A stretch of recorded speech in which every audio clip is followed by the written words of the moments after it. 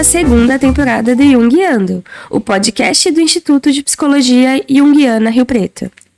E nessa segunda temporada, nós vamos falar sobre as complexidades da vida humana, os relacionamentos, a família, os filhos. E para isso, vamos continuar a falar de psicologia, literatura, cinema e tudo mais o que vier à nossa cabeça. Eu sou a Daniele Fumagalli. Eu sou a Patrícia Lopes. E eu sou a Maiara Suguaia. Bem-vindos à segunda temporada do Jungiando. Então vamos lá. Hoje nós vamos falar sobre um tema muito interessante. Quem já ouviu? Eu preciso achar minha cara metade. Achar a cara metade, a alma gêmea, a tampa da panela, seja lá o que for, né? Encontrar o par ideal. Isso faz parte do imaginário moderno ocidental. Existe uma ideia de que todos nós temos uma outra metade perdida por aí e que viemos ao mundo para encontrá-la. Você sabe de onde vem essa ideia? Existe um mito grego que Aristófanes conta que diz que os homens eram seres completos, com 4 braços, 4 pernas, 2 cabeças e uma capacidade de se mover muito rápido em círculos. Com a sua força, os seres humanos resolvem então subir aos céus e lutar com os deuses para destroná-los. Os deuses venceram a batalha, mas Zeus ficou furioso e resolveu castigar os homens pela sua rebeldia e pegou a sua espada e cortou todos ao meio. Zeus pediu para Apolo que cicatrizasse a ferida, que é o umbigo, e que virasse a cabeça dos homens para frente, para a fenda, para que não se esquecessem do poder de Zeus. Dessa forma, os homens caíram na terra novamente, desesperados, em busca da sua outra metade, sem a qual não viveriam. Tendo assumido a forma que nós temos hoje, os homens buscam sua outra metade e a saudade é o sentimento de que algo nos falta, algo que era nosso e nos foi tirado. Assim, os seres humanos vivem em sociedade, desenvolvem trabalho e buscam manter a sobrevivência. Dessa forma, o ser que era homem-homem gerou o casal homossexual masculino. O ser que era mulher-mulher gerou o casal homossexual feminino. E o ser que era homem-mulher gerou o casal heterossexual. Bom, como a gente já disse, os mitos são uma linguagem do inconsciente. Então, o que será que esse mito está dizendo sobre nós e os relacionamentos que vivemos? De acordo com o mito, estamos em busca da nossa outra metade. Será que essa outra metade está fora de nós mesmos? Hoje nós vamos falar sobre o casamento como um relacionamento psicológico.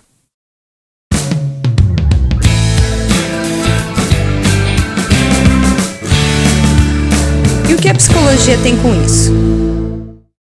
Sempre que tratamos de relacionamento psíquico, pressupomos consciência. Não existe relacionamento humano se ambos estiverem conscientes. Existe também a inconsciência parcial, uma amplitude considerável. Enquanto existem tais inconsciências, também se reduz o relacionamento psíquico. O bebê está imerso no inconsciente e gradativamente vai formando ilhas isoladas que aos poucos se reúnem, formam a consciência. Nesse momento é que se torna possível o relacionamento psíquico. Veja que a relação do bebê com a sua mãe é uma relação indistinta, então o bebê não sabe a diferença entre ele e a sua mãe. É como se fossem um único ser. Isso traz para o bebê uma sensação de plenitude, de completude, pois todas as suas necessidades são satisfeitas pela mãe. O bebê vive num estado paradisíaco. E esse paraíso é pleno enquanto ele está no útero. Ele vai permanecer, em parte, nos primeiros meses do bebê, enquanto ele ainda não se distingue da sua mãe. Quando ele se diferencia da mãe, esse momento já começa a mudar. Então, quando ele não se diferencia, ele entende que ele e a mãe é uma coisa só. Quando ele começa a se diferenciar da mãe, é o momento em que a gente percebe, quando ele chora quando vê a mãe saindo, quando ela vai trabalhar, e aí ele chora. E a sua outra parte está saindo e deixando ele incompleto. Com o passar do tempo, essa criança vai desenvolvendo essa autonomia, com isso emerge o ego, a capacidade de se identificar como alguém distinto do outro. Apenas onde existe distinção pode aparecer relacionamento. Gravem essa frase aí, beleza? E no inconsciente, não podemos fazer qualquer distinção, né? Nessa região, permanece o estado inicial de identidade primitiva do eu com os outros, né? E a completa ausência de relacionamentos. Vamos pensar assim, na idade, né, em que as pessoas costumam lá se casar. Se elas são jovens, né, muito jovens, ok, o jovem já tem a consciência do eu, né? Mas convenhamos que isso emergiu há pouco tempo, né? Do nebuloso inconsciente inicial. Né? O jovem faz pouco tempo que tem aí, né? Esse ego plenamente formado, enfim. Então, digamos que ainda está sob ensaio. Existem ainda grandes regiões, né, de inconsciência. Na prática, isso significa que o jovem tem um conhecimento incompleto de si mesmo e do outro. Assim, desconhece os motivos do outro e os seus próprios, né? Geralmente, né, o jovem costuma agir levado por motivos inconscientes. Aí a gente fala, né, os jovens são tão impulsivos. Por isso, gente. Pois é, mas do ponto de vista dele, né, subjetivo do jovem, ele tem a impressão de estar muito consciente. Isso porque a gente tem uma tendência a supervalorizar os conteúdos conscientes atuais. Eles estão carregados de energia, então a gente acha que eles são muito poderosos. Assim a gente acha que está no topo da montanha e que tem uma clareza consciente de tudo. Até daqui a pouco a gente perceber que aquilo não era nada, né? Era só um platô, um meio baixo, com muito caminho para percorrer ainda. E sabe o que é pior? Isso acontece sempre de novo. A gente sempre vai achar que, bom, agora eu ganhei consciência. E tumba, a gente tropeça e vê que não foi nada disso. E dali uns anos acontece de novo e assim a vida inteira. Quanto maior for a extensão da inconsciência, menos se trata de uma escolha livre em relação ao parceiro do casamento. Isso pode ser subjetivamente interpretado como destino, que é nitidamente perceptível em toda pessoa apaixonada. Aquilo que ela não tem consciência, ela escolhe como o caminho para ela, né? E vai chamar de destino. Ou o dedo podre. Muito, né? Que a gente fala aqui de casamento, Jung está falando de casamento nesse texto, mas a gente está falando de todos os relacionamentos, né? Os motivos inconscientes, eles tanto podem ser de natureza pessoal, como também de natureza geral. Existe a influência dos pais, no sentido pessoal, porque, por exemplo, para o menino é decisivo o relacionamento com a mãe, e para a menina é decisivo o relacionamento com o pai. E a gente já falou disso em episódios anteriores, né? Sobre as relações específicas. Em primeiro lugar, o grau de ligação com os pais que influencia a escolha do parceiro, tanto facilitando quanto dificultando. O amor consciente pelos pais facilita a escolha de um par semelhante ao pai ou à mãe. Já uma relação inconsciente, né, que não precisa se manifestar como amor, dificulta a escolha e reforça umas modificações curiosas na escolha do parceiro. Muitas vezes, os filhos tomam inconscientemente o rumo que compensa o que os pais não realizaram na própria vida. É comum vermos a geração seguinte sendo o oposto da anterior. Um pai alcoolista que tem um filho ambicioso e controlador, ou pais permissivos com filhos rígidos e dogmáticos, né? Ou a mãe que finge ter um casamento feliz para manter as aparências e que coloca o filho no lugar do pai. Isso é muito comum, né? É. E é uma covardia, né? Porque o filho se sente responsável de estar naquele papel. E ele pode nunca conseguir se relacionar com outras mulheres, né? Até às vezes indo na direção de uma orientação homossexual. Vou buscar no masculino ou no feminino, ou no caso no masculino, a relação, porque a relação com o feminino já está tomada. Ou então, quando ele busca uma mulher, ele vai encontrar sempre uma mulher mais fraca que a sua própria mãe, para que ela nunca seja superada. Então, esses são vários exemplos de situações em que a relação com os pais interfere na escolha do parceiro. Acho que é importante aqui ressaltar que tudo isso é inconsciente, né, gente? Ele não vai deliberadamente escolher, tem que ser alguém mais fraco que a minha mãe, né, que vai ser submissa. Não, vai ser todo esse processo inconsciente. Quando as escolhas seguem as tendências instintivas naturais, normalmente se escolhe o melhor para a continuidade da espécie. A escolha do parceiro normalmente se realiza por motivos instintivos e inconscientes. A falta de consciência, então, vai gerar uma indiferenciação. Dessa forma, cada um pressupõe que o outro tem uma estrutura psíquica semelhante à sua. A sexualidade, sendo vivenciada naturalmente, fortalece esse sentimento de unidade e identidade. Esse estado é vivido como uma harmonia completa, como se fosse um só coração, uma só alma. E isso ocorre porque o retorno do estado, sem consciência e unidade, seria como a volta a essa infância, o retorno dessa criança para o útero da mãe. Daí os modos infantis dos casais apaixonados, né? Uma experiência de retorno à plenitude da infância inconsciente. No momento em que os adolescentes começam a falar com uma vozinha mais infantilizada, colocam apelidos, tem um chamego a mais, um dengo e tudo mais. Não se pode, então, nesse momento, falar de relacionamento pessoal no sentido psicológico, enquanto não é reconhecido as motivações inconscientes disso tudo. E isso vai acontecer como? Com conflito. E aí, raras vezes, ou mesmo nunca, né? Um casamento se desenvolve sem crises, né, Dani? Pois é. Até atingir um relacionamento individual. Gente, prestem atenção. Não é possível se tornar consciente sem passar por grandes sofrimentos. A gente podia tatuar essa frase, né, todos nós. As conhecidas crises no relacionamento são pontos de transformação e desenvolvimento para o casal, né? Se tiverem força para suportar. Vários caminhos levam à conscientização. Né, a gente já falou algumas vezes aqui no nosso podcast sobre a metanoia, né? Que é a segunda metade da vida. Geralmente a mudança, nessa mudança de conscientização, enfim, começa nessa segunda metade da vida, né?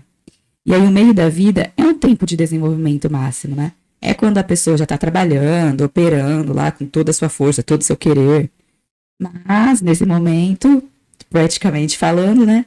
Tem início o entardecer pessoal, digamos assim. E começa a segunda metade da vida. Os objetivos visados nessa segunda metade da vida vão se diferenciar, né, da primeira metade. Pode haver um conflito interno se alguém permanece muito tempo numa atitude infantil, por exemplo. A consciência impele para frente pela inércia e o inconsciente retém o avanço. Por falta de força de vontade, né, internas aí, para expansão. E aí essa desunião consigo mesmo gera descontentamento. E como a pessoa está inconsciente de seu estado, procura no cônjuge os motivos de tudo isso. Né? A culpa é minha, eu boto em quem eu quiser, já dizia Homer Simpson. Surge então uma atmosfera crítica, que é essencial para o desenvolvimento e indispensável para a tomada de consciência. Mas nem sempre isso acontece ao mesmo tempo para os dois envolvidos. Mesmo o melhor casamento não apaga as diferenças individuais. E olha que bacana. Na primeira fase da vida, é muito mais fácil conciliar os objetivos. Porque qual é o objetivo da primeira metade da vida? Você conquistar as questões práticas que a vida exige. Então, você tem que conquistar a independência, muitas vezes vocês vão querer ter filhos, então o casal está com esse propósito, construir uma carreira, conquistar coisas materiais, coisas em relação ao desenvolvimento da própria família. Então, os objetivos já estão em acordo, não gera tanto conflito. Aí chega na metade da vida, qual que é a tendência da psique? Então, agora que nós já demos conta das coisas práticas que a vida exigiu, né? A gente fez a primeira série, a segunda série, a terceira série, tá no trilho. Você não pensa, né? Se você terminou a quinta série, você vai fazer o quê? Você vai fazer a sexta, não tem opção. Né? Depois que você terminou a faculdade, você tem que fazer o quê? Você tem que trabalhar, né? Querendo viajar ao mundo ou querendo casar e ter filhos, você vai ter que ter sustento. E de alguma forma você vai ter que batalhar para isso. E é bom que a gente tenha que batalhar para isso. Só que na segunda metade da vida, a tendência, se a gente não se tornar, como ele diz aqui, forçosamente infantil, é que a gente busque outras coisas. Então é aquela crise da meia-idade, aquela crise em que, tá, mas e agora? E as próprias demandas externas, né? Ficam menores. É como se já tivesse cumprido os cheques, né? E agora? E agora? Aí é hora de olhar pra dentro, né? Aí que começa. Aí começam as diferenças, porque quando você olha para os objetivos pessoais, aí você vai se dar conta de que os dois no casal são diferentes e tem objetivos que podem distinguir. Sim. E como a gente disse, né, eles podem não estar ao mesmo tempo nas mesmas demandas, então os objetivos vão diferindo. E mais do que os objetivos, né, aí as necessidades também vão mudando. O que é importante para um, o que é importante para outro em termos de desenvolvimento pessoal. Sim. E como o desenvolvimento pessoal afeta o outro. Né? Porque para eu crescer, às vezes eu acabo ferindo quem está perto. Bem complicado, né, gente? Bem. Bom, o Jung descreveu a dinâmica entre os cônjuges em termos de envolvente e envolvido. O envolvente é a pessoa mais complexa e multifacetada, enquanto o envolvido tende a ser mais simples e focado no relacionamento. Essa dinâmica pode criar tensão e desequilíbrio, mas também pode ser a oportunidade para ambos os cônjuges crescerem e se desenvolverem. Cada pessoa carrega dentro de si a imagem inconsciente do sexo oposto. O homem, né, segundo Jung, tem a ânima e a mulher tem o ânimos. Essas imagens são arquétipos que influenciam a atração e a repulsa. O tipo de mulher ideal para uma pessoa, o tipo de homem ideal para outra pessoa é baseado na imagem de ânima ou de ânimos que cada um tem. Mas depois da escolha, que é baseada nesses ideais, durante a convivência, essas projeções de mulher ideal, de homem ideal vão caindo, elas não se sustentam. Então começam as brigas. É aquilo, você não era assim quando a gente se conheceu, você mudou demais, né? A pessoa não mudou, ela simplesmente já não carrega mais a projeção. Sim. No casamento, o envolvido projeta a sua ânima ou ânimos no parceiro, enquanto o envolvente tem mais dificuldade em fazer essa projeção. As projeções criam dependências forçadas e muitas vezes são ilusórias e resultam num relacionamento mais coletivo que individual. Ele se relaciona mais com a ideia do que ele acha que o outro é do que com o outro de verdade. Então, quando o casal passa a se conhecer melhor, com uma certa convivência, isso vai mudando. Né? Vai percebendo que não é bem assim. Ele vai tentar a todo custo se relacionar com aquela ideia coletiva de quem é o outro e não vai conseguir porque o outro não serve mais de tela para essa projeção. E aí surgem as crises. O casamento envolve uma transformação psíquica essencial, especialmente durante a transição para a segunda metade da vida. A harmonia inicial, baseada em projeções típicas, evolui para um relacionamento mais consciente e pessoal. Essa transformação é necessária para que o indivíduo passe de um estado impulsivo para um estado cultural e espiritual. O Jung via o casamento não apenas como uma união social e biológica, mas também como um processo de desenvolvimento psicológico e espiritual. Para Jung, um casamento saudável vai requerer um equilíbrio entre independência e interdependência. Isso é importantíssimo, tá? Que o Jung vai defender. Cada cônjuge deve ser capaz de manter sua própria individualidade quando se compromete também com o relacionamento. E acho que isso é uma das coisas mais difíceis aí num relacionamento se manter, ser saudável, né, e dar certo. A dependência, então, excessiva ou a perda da identidade individual pode ser prejudicial. O casamento é um espaço onde a natureza impulsiva pode ser transformada em cultura e espírito. Então, Jung ele acreditava que essa transformação era importantíssimo e crucial para que os cônjuges passem de uma união puramente biológica para uma conexão mais profunda, elevada, espiritual. Muito legal, né? Então, todos repetimos esse padrão a partir do momento que nascemos, toda e qualquer relação. E aí, quando o Jung fala, né, de consciência, ele está falando de consciência do eu, né? Ou seja, tornar-se consciente de si mesmo. e capaz de se distinguir dos outros.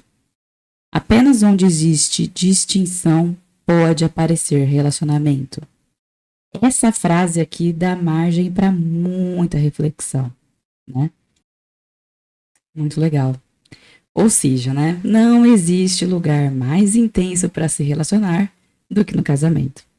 Por isso que nossas dificuldades vão aparecer aqui. Vemos nossas dificuldades espelhadas pelo outro e espelhamos também as questões do nosso parceiro, da nossa parceira.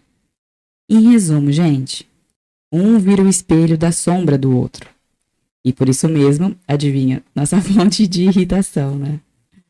E quando o casal consegue se desenvolver a partir dessas dificuldades, né, apesar dessas dificuldades todas, é que as projeções vão caindo e começamos a enxergar o outro como ele é realmente. E principalmente, enxergar a si mesmo como realmente somos. E por isso, o casamento é tão transformador. Não nos sentiríamos impelidos a esse desenvolvimento se a gente fosse ermitão.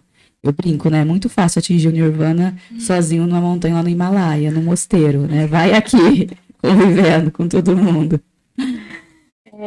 Tem um filme, né, que eu assisti, chamado Divã para Dois, é bem antigo, que tem a Meryl Streep, não lembro o nome do autor. Eles são um casal já de idosos, os filhos já estão casados, então eles estão bem nessa situação, assim, sem planos e tudo mais. Cada um segue sua vida, cada um tem seu trabalho e tudo mais, só que chega num nível em que cada um tem seu quarto, a relação se torna... Ela cozinha, eles jantam juntos, ou não, porque ele fica na TV, às vezes jantam sem ela. Ele tem um programa de televisão que ele assiste sempre sozinho, ele não inclui ela, então eles não têm esse momento juntos, eles não têm algo ali que eles compartilhem, né? Mas, como ela mesmo fala no filme, são colegas que estão compartilhando a mesma casa, até porque cada um tem o seu próprio quarto. E aí ela começa a questionar tudo isso, e é legal ver mostrando a rotina, depois ela questionando e falando, eu nem sei mais se eu quero isso, se eu quero estar nessa relação, se eu quero... sei lá, trabalhar onde eu trabalho, porque tá tudo seguindo o mesmo fluxo há tanto tempo. Eles vão fazer terapia pra pensar sobre isso, é muito legal. Muito bom, é um bom exemplo. Em suma, Jung viu o casamento como um caminho complexo e desafiador, mas potencialmente muito enriquecedor para o crescimento pessoal e espiritual. Ele acreditava que a verdadeira intimidade no casamento exige que ambos, né, os cônjuges, confrontem e integrem suas projeções, arquétipos, né, principalmente aí o ânimos, a ânima, e aspectos inconscientes. Essa visão coloca o casamento não apenas, né, como uma instituição aí social, mas como uma jornada profunda e transformadora, rumo à individuação e à realização do self. Isso é muito interessante a gente fazer um paralelo e refletir, acho que como que hoje em dia estão as relações. E aí aqui não quero, cada um faz o que quiser da vida, né? Tá tudo bem. Os diversos tipos de relacionamento, né, que a gente tem hoje em dia. Os relacionamentos, enfim, abertos ou não ter relacionamento, né? Cada um faz o que quer da sua vida. Só que acho que também é interessante a gente pensar de uma forma mais coletiva o quanto as pessoas estão fugindo dessas dificuldades. Né? A questão dá trabalho se relacionar. Dá trabalho se relacionar. E aí, muitas vezes, as pessoas fogem, né, dessa responsabilidade, ou desses enfrentamentos mesmo que a gente falou aqui, né? E que vão ser necessários para o nosso desenvolvimento, né? E aí, já dizia Bauman, né, das relações líquidas, o quanto as pessoas acabam não querendo entrar de cabeça e querendo investir energia, né, nesse processo de se conhecer melhor e de conhecer o outro melhor.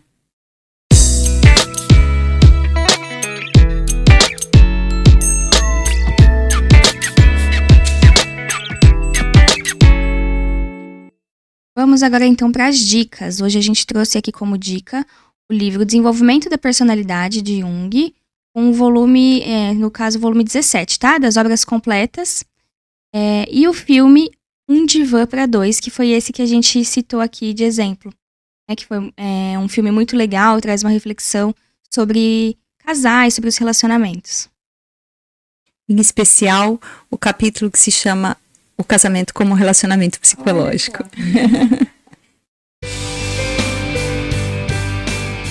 O que isso significa para você?